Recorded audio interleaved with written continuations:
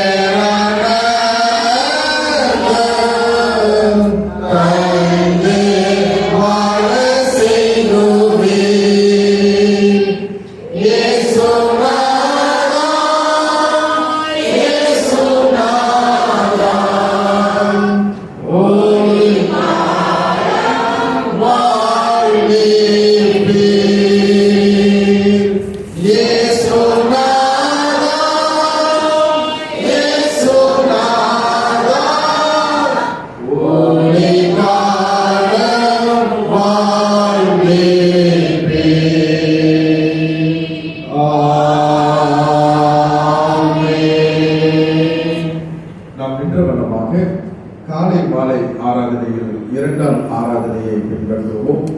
நாம் நின்ற வண்ணமாகவே கடவுளை தொழுவோம். கடவுள் ஆவியாய் இருக்கிறார். அவரை தொழுது கொள்கிறவர்கள் ஆவியோடும் உண்மையோடும் அவரை தொழுது கொள்ள வேண்டும்.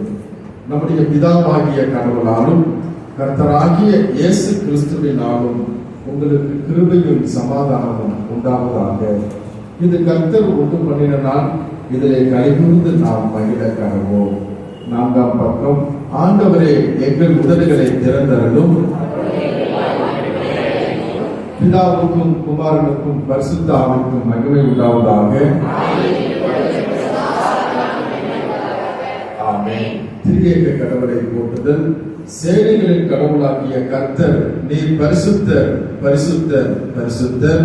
வானமும் பூமியும் உமது மகிமையால் நிறைந்திருக்கிறது. உன்னதத்திலே ஓசன்னா.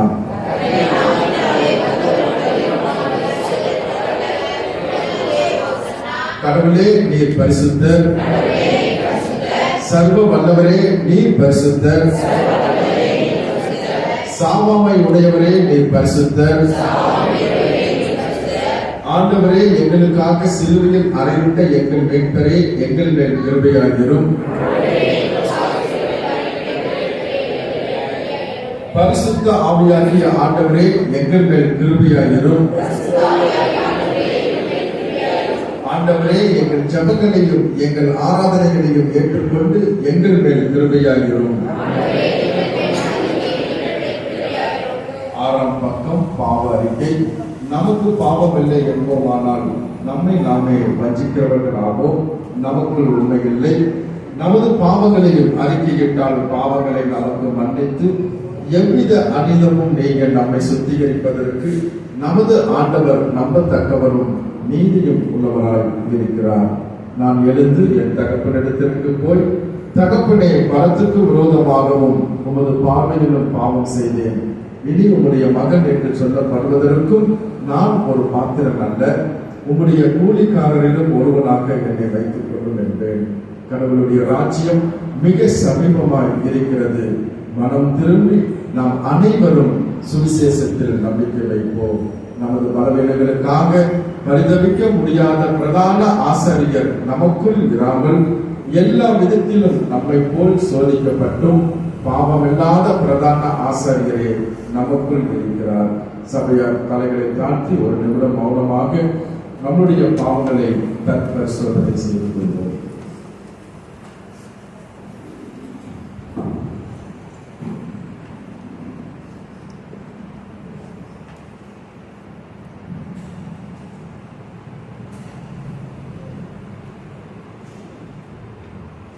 கடந்த நாட்களிலும் ஆண்டவருக்கு விரோதமாக, அவருடைய பார்வைக்கு விரோதமாக, அவருடைய நியமனங்களுக்கு விரோதமாக பாவம் செய்திருப்போம் என்று சொன்னால் பாவத்தை மறைக்கிறவன் எவனும் வாழ்வடைய மாட்டான். தன் பாவத்தை அறிக்கை செய்து விட்டு விடுகிறவன் இரக்கம் பெறுவான். சர்வ வல்லமையுள்ள கடவுளிடத்தில் மீண்டும் நாம் மனத்தாழ்மையோடு ஒருமித்து 7ஆம் பக்கத்தில் இருக்கக்கூடிய 2ஆம் பாவறிக்கையை யாவரும் சேர்த்து எடுப்போமாக. எங்கள் தந்தையாம் கடவுளே, நினைவு நாளும் வார்த்தையினாலும் செய்தியினாலும் உங்களுக்கு விரோதமாக பாவம் செய்திருக்கிறோம். ஒரு மனதோடு நாங்கள் உங்களை நேசிக்கவில்லை. எங்களிடத்தில் நாங்கள் அன்பு கூறுவது போல எங்கள் அயலாரிடத்தில் நாங்கள் அன்பு கூறவில்லை. எங்கள் மேல் இரக்கமாக இருக்க உங்களை வேண்டிக் கொள்கிறோம். எங்கள் பாவ அழுக்கை நீக்கி எங்களை சுத்திகரியும். எங்கள் ஆண்டவர் இயேசு கிறிஸ்துவின் மூலமாய் வேண்டிக் கொள்கிறோம் பிதாவே. ஆமென்.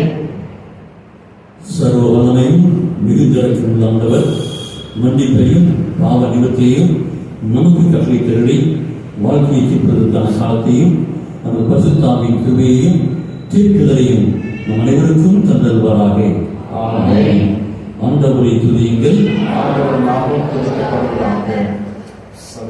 அமர்வும் இந்த நாளுக்கான முதலாம் திருமுறை பாடம் வாசிக்கப்பட்டது.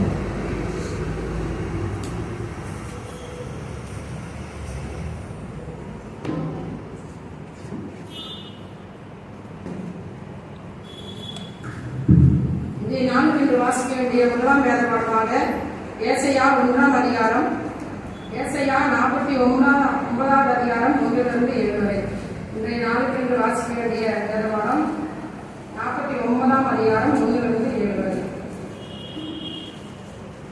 தீவுகளை எனக்கு செவி கொடுங்கள், தூரத்தில் இருக்கிற ஜனங்களை கவனியுங்கள். தாயின் கற்பத்தில் இருந்தது முதல் கர்த்தர் என்னை அழைத்து, நான் என் தாசனின் வயிற்றில் இருக்கையில் என் நாமத்தை பிரசாரப்படுத்தினேன்.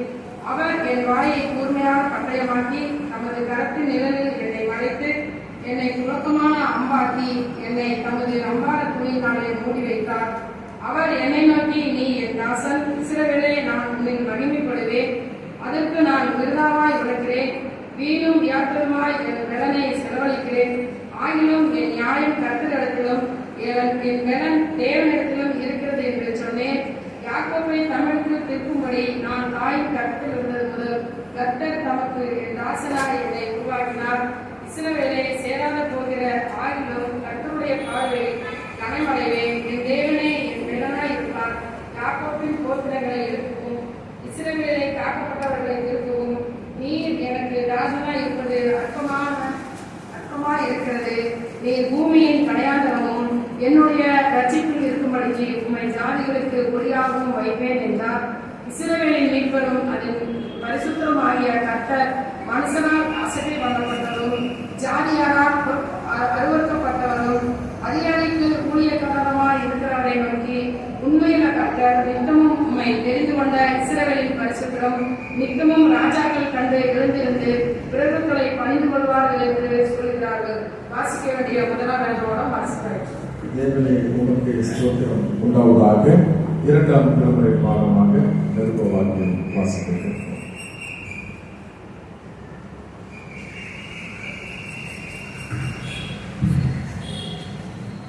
நாளுக்கு வாசிப்படியாக தெரிந்து கொள்ளப்பட்ட 2ஆம் வேதவாரம் எபேசியர் 5ஆம் அதிகாரம் வசனங்கள் 1 முதல். எபேசியர் 5ஆம் அதிகாரம் வசனங்கள் 1 முதல் 5 வரை உள்ள இறைவார்த்தையை வாசிக்க கேட்போம். ஆதலால் நீங்கள் பிரியமான பிள்ளைகளைப் போல தேவனை பின்பற்றுவர்களாகி, கிறிஸ்து நமக்காக தம்மை தேவனுக்கு சுகந்த வாசனையான காணிக்கையாகவும் பலியாகவும் ஒப்புக் கொடுத்து நம்மில் அன்பு கொண்டது போல நீங்களும் அன்பிலே நடந்து கொள்ளுங்கள். மேலும் பரிசுத்தவான்களுக்கு ஏற்றபடி வேசித்தனமும் மற்றெந்த அசித்தமும் பொருளாசையும் ஆகிய இவைகளின் பேர் முதலாய் உங்களுக்குள்ளே சொல்லப்படக்கூடாது. அப்படியே வம்பும் புத்தியீனமான பேச்சும் பரியாசமும் ஆகாதவைகள். சோத்திரம் செய்தலே தகும்.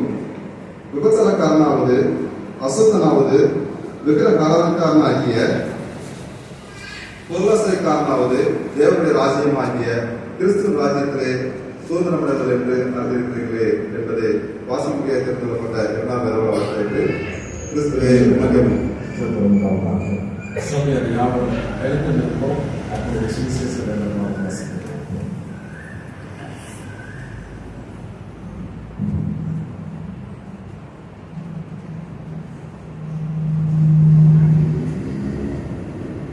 நாளுக்கென தெரிந்துகொள்ளப்பட்ட சுவிசேஷ வேதவாரம் மத்தேயு எழுதின சுவிசேஷம் 5ஆம் அதிகாரம் வசனங்கள் 13 முதல் 14 முடிய. மத்தேயு எழுதின சுவிசேஷம் 5ஆம் அதிகாரம் வசனங்கள் 13 முதல் 14 முடிய அடங்கிய கடவுளுடைய வார்த்தையை கேட்போம்.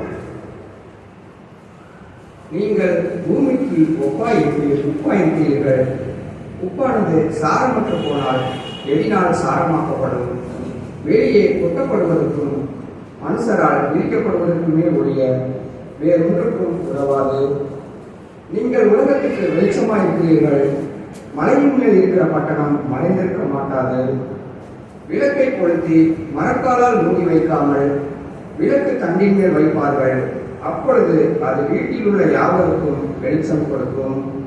இவ்விதமாய் மனுஷர் உங்கள் நற்கிரியைகளைக் கண்டு பரலோகத்தில் இருக்கிற உங்கள் பிதாவை மகிமைப்படுத்தும்படி உங்கள் வெளிச்சம் அவர்கள் முன்பாக பிரகாசிக்க கடவுது என்றார் என்பதை வாசிக்கும்படியாக தெரிந்து கொள்ளப்பட்ட சுவிசேஷ வேதபாடம் வாசித்தாயிற்று. கிறிஸ்துவே உனக்கு மகிமை உண்டாவதாக. நிர்வாகமாக 245வது பாடல் திருக்கரத்தால் தாங்கி என்னை திரு சித்தம் போல் நடத்திடுமே. பாடல் சிறுத்தில் 245 முதல் சரணம் மற்றும் நாம் நிறுவனமாக பாடுவோம். திருக்கரத்தால் தாங்கி என்னை திருச்சித்தம் போல் நடத்திடுமே. உயர்வன் கையில் களிமண்ணால் ஆடுதினமும் வளைந்திடுமே. உயர்வன் கையில் களிமண்ணால் ஆடுதினமும் வளைந்திடுமே.